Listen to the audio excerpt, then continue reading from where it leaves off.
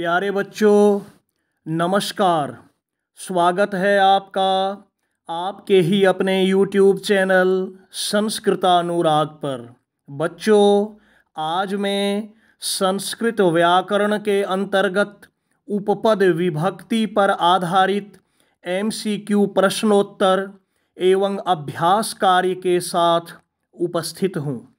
यह MCQ प्रश्नोत्तर कक्षा 6 से लेकर कक्षा 10 तक के बच्चों के लिए उपयोगी है। अतः यदि आप इन MCQ प्रश्नोत्तरों का अच्छी तरह से अभ्यास कर लेते हैं तो आपको आपकी आगामी परीक्षाओं में काफ़ी सुविधा होगी। तो लीजिए, प्रस्तुत है उपपद विभक्ति पर आधारित MCQ प्रश्न एवं उनके उत्तर।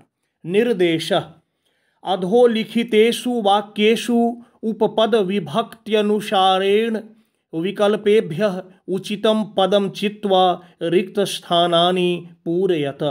यहाँ निर्देश दिया गया है कि नीचे लिखे हुए वाक्यों में उपपद विभक्ति के अनुसार विकल्पों में से उचित पद को चुनकर रिक्त स्थानों को पूरा करें। पहला प्रश्न, खाली स्थान पहले है, उभयतः नदी प्रवहति।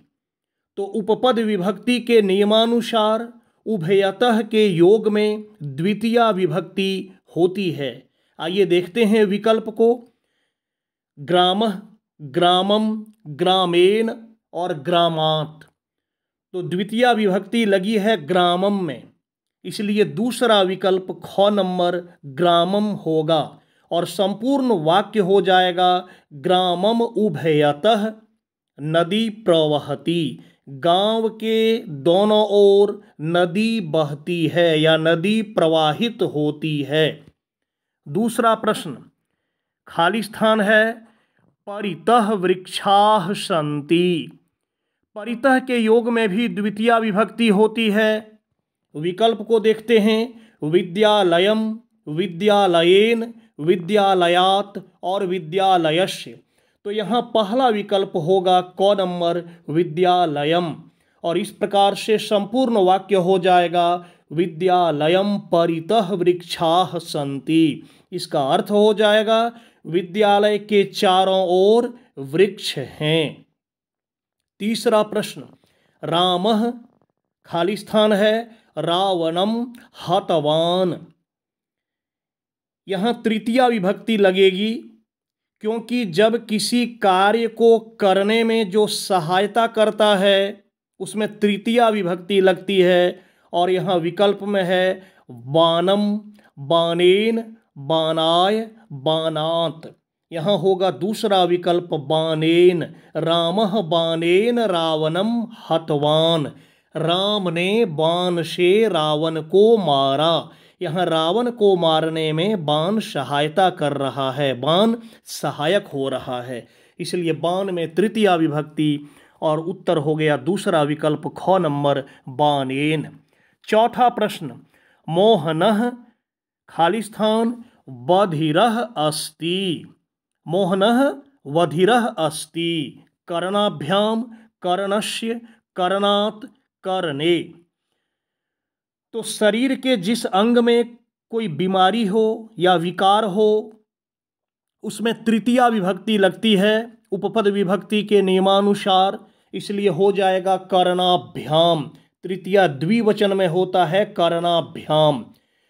इसका अर्थ हो गया कि मोहन दोनों कानों से बहरा है और जो विकल्प है उसमें है कर्णस्य, कर्णात् और करणे। तो सही उत्तर होगा पहला विकल्प क नंबर कर्णाभ्याम।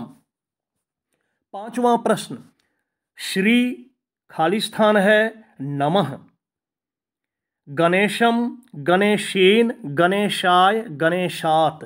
तो नमः के योग में चतुर्थी विभक्ति होती है, इसलिए होगा गणेशाय। श्री गणेशाय नमः, श्री गणेश को प्रणाम। किंतु बच्चों ध्यान रखेंगे, नम धातु के योग में चतुर्थी विभक्ति नहीं होती है। यदि यहाँ रहता कि वह गणेश को प्रणाम करता है, नमती रहता, तो द्वितीया विभक्ति होती। लेकिन यहाँ नमः शब्द है, तो नमः शब्द के योग में चतुर्थी विभक्ति होती है। तीसरा विकल्प होगा गौ नंबर, गणेशाय। छठा प्रश्न, श्री कृष्ण खाली स्थान है अलम, कंसम, कंसेन, कंसाय, कंसात। गौ नंबर कंसाय होगा। यहां श्री कृष्ण कंस के लिए पर्याप्त हैं। अलम का दो अर्थ होता है, एक अर्थ होता है निषेध, और यदि निषेध अर्थ रहे तो तृतीया विभक्ति होती है, और दूसरा अर्थ होता है पर्याप्त। पर्याप्त अर्थ रहने पर अलम के योग में चतुर्थी विभक्ति होती है। श्री कृष्ण कंस के लिए पर्याप्त हैं। श्री कृष्ण कंसाय अलम, गौ नंबर तीसरा विकल्प कंसाय। सातवां प्रश्न, इयम शांति सभा अलम कोलाहलम, कोलाहलेन, कोलाहलाय, कोलाहलात। तो कोलाहलेन होगा। अभी अभी मैंने बताया कि यदि निषेध अर्थ रहे, निषेध का अर्थ होता है मना ही, मना करना, तो अलम के योग में तृतीया, और यदि पर्याप्त अर्थ रहे तो अलम के योग में चतुर्थी। यहाँ वाक्य का अर्थ है कि यह शांति सभा है, अलम कोलाहलेन, हल्ला मत करो, यहाँ मना कर रहा है, कोलाहल करने से, हल्ला करने से मना कर रहा है, तो यहाँ तृतीया विभक्ति होगी। ख नंबर दूसरा विकल्प कोलाहलेन। आठवां प्रश्न, खाली स्थान है मिष्टान्नम रोचते, तो रुच धातु के योग में चतुर्थी विभक्ति होती है, इसलिए यहाँ चतुर्थी विभक्ति वाला शब्द होगा। विकल्प को देखते हैं, बालकम, बालकेन, बालकस्य और बालकाय हो जाएगा। चौथा विकल्प घ नंबर बालकाय।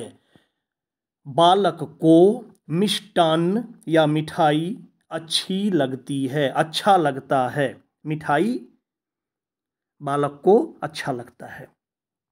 नवां प्रश्न, खाली स्थान है कालिदासः श्रेष्ठः कविना, कविषु, कविम, कवये।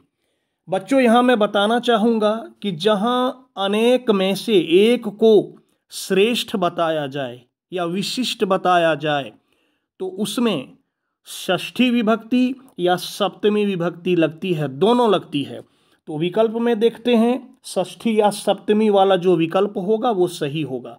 तो कविना इसमें तृतीया है, कविषु इसमें सप्तमी लगी है, और है कविम, और फिर है कवये।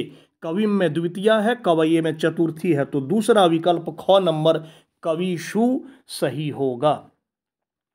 10वां प्रश्न, गंगा खाली स्थान हिमालयात, हिमालयेन, हिमालयस्य, हिमालये, और इधर है प्रभवती। तो जब कोई वस्तु किसी निश्चित स्थान से उत्पन्न हो उसमें पंचमी विभक्ति लगती है, तो हो जाएगा हिमालयात। पहला विकल्प क नंबर, गंगा हिमालय से उत्पन्न होती है, हिमालयात प्रभवती। 11 नंबर, खाली स्थान है बहिः सरोवरः अस्ति, तो बहि के योग में पंचमी विभक्ति होती है उपपद विभक्ति के अनुसार। विकल्प को देखिए, नगरेन, नगरम, नगरस्य, नगरात हो जाएगा। चौथा विकल्प घ नंबर नगरात। नगरात बहिः सरोवरः अस्ति, नगर के बाहर या शहर के बाहर सरोवर है या तालाब है। 12वां प्रश्न, राजा खाली स्थान धनम ददाति, तो दा धातु के योग में किसी को कोई वस्तु जब हमेशा के लिए दिया जाए, दान के रूप में दिया जाए, तो चतुर्थी विभक्ति होती है। यहाँ हो जाएगा ब्राह्मणाय। तीसरा विकल्प ब्राह्मणाय, और विकल्प है ब्राह्मणम, ब्राह्मणेन, ब्राह्मणात, तो होगा ब्राह्मणाय। राजा ब्राह्मणाय धनम ददाति। 13 नंबर, सह खाली स्थान है विभेति, सिंहस्य, सिंहेन, सिंहम, सिंहात, तो भी धातु के अर्थ में अर्थात जहाँ डर का बोध हो, भय का बोध हो, तो भय का जो कारण हो उसमें पंचमी विभक्ति लगती है, तो हो गया सिंहात। यहाँ सही होगा सिंहात, वह सिंह से डरता है। 14 नंबर खाली स्थान है, सह सीता वनम अगच्छत रामम रामेन रामाय रामात। तो जिसके साथ कोई काम किया जाए उसमें तृतीया विभक्ति होती है। यहाँ राम के साथ सीता वन गई, तो राम में तृतीया हो जाएगा रामेन, दूसरा विकल्प ख नंबर, रामेन शह सीता वनम अगच्छत। 15 नंबर खाली स्थान है पहले, फिर है स्वाहा। तो स्वाहा के योग में चतुर्थी विभक्ति होती है, इंद्रम इंद्रात इंद्रस्य इंद्राय, हो जाएगा इंद्राय, इंद्राय स्वाहा, चौथा विकल्प घ नंबर। 16वां प्रश्न, पहले रिक्त स्थान है, फिर है ऋते मुक्ति न भवति। तो ऋते के योग में पंचमी विभक्ति होती है, ऋते का अर्थ होता है विना, तो पंचमी विभक्ति हो जाएगा ज्ञानात, दूसरा विकल्प ख नंबर, ज्ञानात ऋते मुक्ति न भवति, ज्ञान के बिना मुक्ति नहीं होती। 17 नंबर माता खाली स्थान है, स्नेहयति, स्नेह धातु के योग में सप्तमी विभक्ति होती है, तो यहां है पुत्रम पुत्रेन पुत्रे पुत्राय, होगा पुत्रे। ग नंबर तीसरा विकल्प, माँ या माता पुत्र से या पुत्र पर स्नेह करती है, तो स्नेह धातु के योग में सप्तमी विभक्ति होती है। स्नेह का अर्थ होता है स्नेह करना, प्यार करना। 18वां प्रश्न, पहले खाली स्थान है, फिर है अभितः मार्गाः सन्ति। अभितः चारों ओर, इसके योग में द्वितीया विभक्ति होती है, होगा ग्रामम। ग्रामेन है, ग्रामात है, ग्रामस्य है, ग्रामम, चौथा विकल्प घ नंबर ग्रामम। ग्रामम अभितः मार्गाः सन्ति, गांव के चारों ओर रास्ते हैं। 19वां प्रश्न, छात्रः खाली स्थान है, प्रति गच्छति। तो प्रति के योग में द्वितीया विभक्ति होती है, प्रति का अर्थ होता है की ओर या की तरफ। विद्यालयम विद्यालयेन विद्यालये विद्यालयात, होगा विद्यालयम, छात्र विद्यालय की ओर जाता है। और इस एमसीक्यू का 20वां प्रश्न, पहले खाली स्थान है, विना अयोध्या शून्य, रामः रामेन रामस्य रामे। तो विना के योग में द्वितीया, तृतीया और पंचमी विभक्ति होती है। इन तीनों में से कोई भी विभक्ति आप लगा सकते हैं। यदि विना शब्द का प्रयोग करना है, फिर से सुन लीजिए, आप द्वितीया विभक्ति लगा सकते हैं, तृतीया लगा सकते हैं और पंचमी लगा सकते हैं। अब यहाँ शब्द है राम, तो देखिए द्वितीया, तृतीया, पंचमी में से कौन है विकल्प में? रामः रामेन रामस्य रामे। तो रामः में प्रथमा है, रामेन में तृतीया है, रामस्य में षष्ठी है और रामे में सप्तमी है। तो उत्तर हो जाएगा सही दूसरा विकल्प ख नंबर, रामेन विना अयोध्या शून्य, राम के बिना अयोध्या शून्य है। तो बच्चों, ये था एमसीक्यू प्रश्न उपपद विभक्ति पर आधारित। आपकी सुविधा के लिए मैं अलग से उत्तर दे रखा हूं, ताकि आप यदि चाहें तो इन प्रश्नों को पहले आप लिख लें और लिखकर आप अपनी परीक्षा खुद दे सकते हैं, और इन दिए गए उत्तरों के माध्यम से आप आत्म मूल्यांकन कर सकते हैं, अपनी दी गई परीक्षा की जांच कर सकते हैं, ताकि आपको पता चल सके आपने कितने उत्तरों को सही किया और कहाँ आपसे चूक हो गई। तो इस प्रकार से यदि आप अपनी तैयारी करेंगे तो आपकी परीक्षा की तैयारी काफ़ी अच्छी हो जाएगी।